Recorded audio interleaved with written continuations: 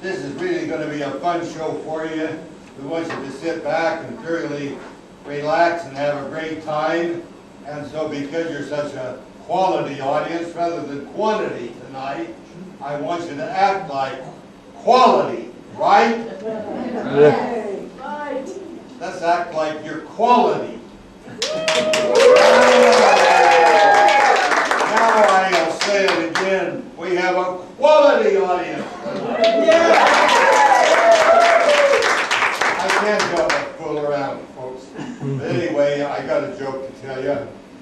And these two lights were coming together like this out in the ocean. And this one over here flashed. It says, we want you to turn to the right.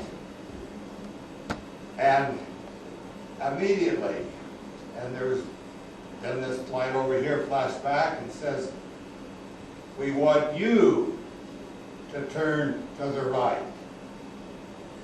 And so they were all back and forth a couple of times. So then they went and got the captain of the ship. And the captain of the ship came out and they flashed the light over there and says, we want you to turn to the right. And the light flashed back, you turn to the right. And he says, I flashed it over on the lights, and he says, I'm a captain in the United States Navy, and I demand that you turn to the right. And the light flashed back, sorry, but you must turn to the right. And he was just furious. So he sent another letter, flashed another signal over and said, I'm a battleship. Turn to the right. And the light came back and it said, sorry, sir, but I'm a lighthouse. Well, you got that, I bet you. So we want to thank you for being here tonight, folks, and you can look on the programs, and we want to thank you for being here, and we will say, welcome! No, I got to say something before. My wife will agree with all this, but I got to tell you, my wife and I last week had the privilege of being back at my 4th Marine Division reunion of World War II veterans. Now, just for your information, at the end of World War II, we had just over 16 million men in uniform. And starting it, no country in this world could have produced what United States produced. The Germans had 4,600,000 in uniform. The Japanese had 4,500,000 in uniform. And in those 4 years, we produced not only uniforms, imagine making 12 million pair of shoes and socks and uniforms and clothing and all that the men needed and all the equipment to go with it. And besides that, we were making ships and tanks and airplanes. We were doing everything, and no country could have ever done what we did in that period of time. And then, folks, we've had a real sad situation happen over here. But no matter whether Romney gets in or Obama gets in, I want you to know that this country will still be secure because of the patriotism that you all have inside of you.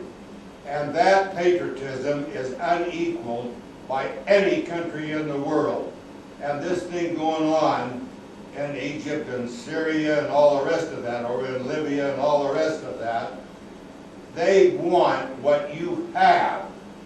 And we gave it to you in World War II. And these boys are keeping it for you that are over there. So when you see these veterans, salute them, just like that. And they will appreciate that, knowing that inside of it you appreciate it. So I just had to say that, Jody, I'm sorry. But I am full of emotion being back there with my men that we fought and the other men that we fought so valiantly and seen so many Americans die. And little Chris, I've known him for a year, had been in the Marine Corps for over a year, and then he came into my command. He was killed before he reached his 17th birthday. And to see his blood, and Mistel and Black, laying there in their own blood, that was one of the hardest things that I have to live with, and I still have to live with that. So my first battle was a half an hour, and we had 7 men killed and 3 men wounded. And that's what all the veterans go through. And Patton, when he gave this talk to England, he said, with a bunch of kids, we defeated the 2 great powers in the world, Germany and Japan, and we did not only defeat them, we sunk them. And they'll never be back what they were before. And we did it with a bunch of kids. 15, 16, 17, 18, 19 I was.